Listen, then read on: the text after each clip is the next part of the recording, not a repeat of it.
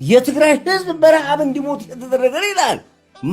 ዋት ለእርዳታ የሚሄድ መኪና ሱዳን ወስዶ እየሸጠ ለእርዳታ የሚሄድ መኪና ለጦር እያሰለጠነ እህል እየሸጠ መሳሪያ እየገዛ መንገድ እየዘጋ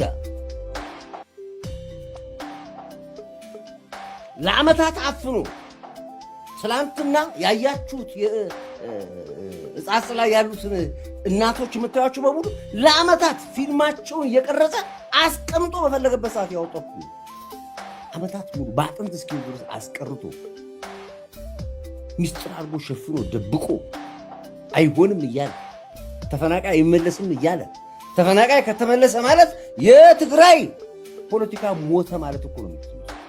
አይመለሱም ነው። ተፈናቃይ አይስዞ ፖለቲካ የሚሰሩ ናቸው እኮ ነው እንዴ። ተፈናቃይ አይስዞ እኮ ፖለቲካ የሚጨውቱ ናቸው። አደገኛ ማፊያዎች ናቸው። የሲሲሊ ማፊያ አላት ነበር። ሲሲሊ ማፊያዎች